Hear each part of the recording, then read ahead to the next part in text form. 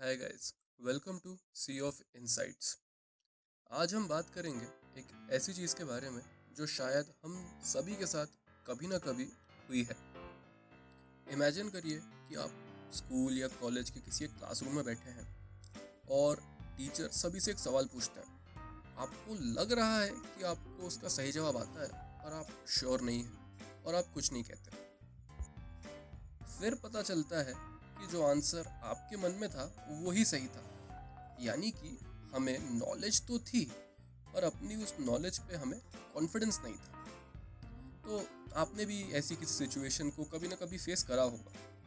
लेकिन ऐसा होता क्यों है?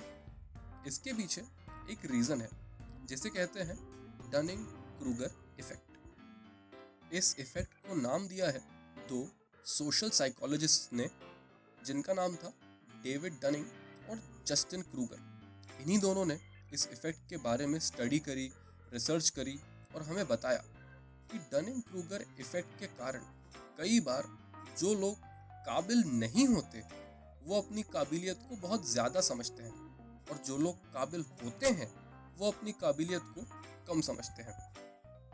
इस इफेक्ट को थोड़ा और डिटेल में समझने के लिए आइए हम डनिंग क्रूगर इफेक्ट का एक ग्राफ देखते हैं। ग्राफ की एक्स एक्सिस पे है किसी भी फील्ड में हमारी नॉलेज, एक्सपीरियंस, कॉम्पिटेंस या फिर काबिलियत, और वाई एक्सिस पे है उसी फील्ड में हमारा लेवल ऑफ कॉन्फिडेंस।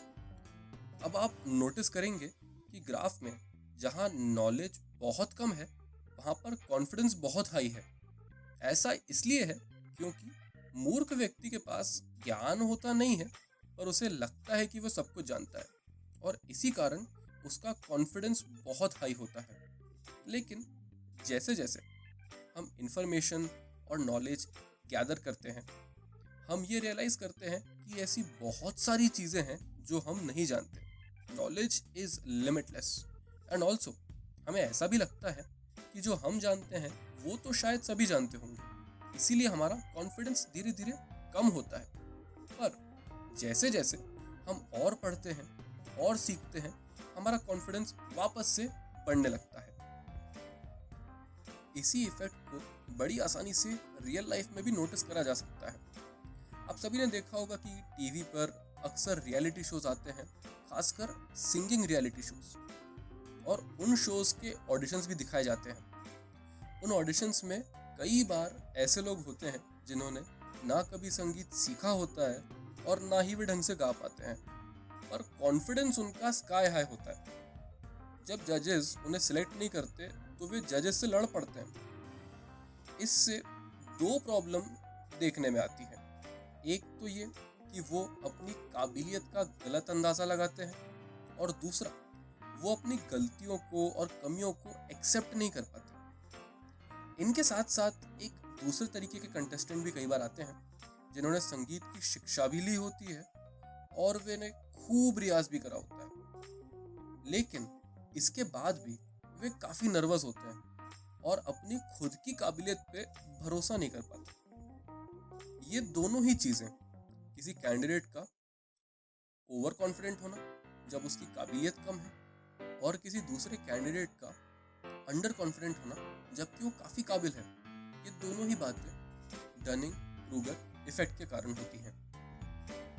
और ये चीज़ें सिर्फ रियलिटी शोज तक सीमित नहीं है, ये हम सभी के साथ होती हैं, क्योंकि हर चीज़ के बारे में 100% नॉलेज होना तो पॉसिबल ही नहीं है। तो फिर हम कर क्या सकते हैं इसके बारे में? सबसे पहले हमें ये इंश्योर करना ज़रूरी है कि हम जो भी काम कर रहे हैं हमें उसके बारे में पता हो, हमने उसके बारे में पढ़ा हो, सीखा हो और थोड़ी मेहनत करी हो। इसके साथ ही हम हमेशा फीडबैक और क्रिटिसिज्म के लिए ओपन रहें, किसी की भी बात का बुरा ना माने, ताकि हम कभी भी ओवर कॉन्फिडेंट ना हो और अपनी काबिलियत को ज़रूरत से ज़्यादा ना आके।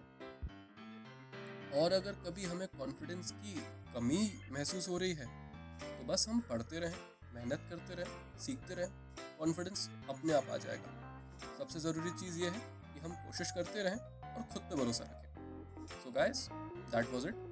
वी होप आपको वीडियो अच्छा लगा होगा। अगर आपको अच्छा लगा तो आप इस वीडियो को लाइक कर सकते हैं, चैनल को सब्सक्राइब कर सकते हैं, and that is it for now. Take care. and see you next time.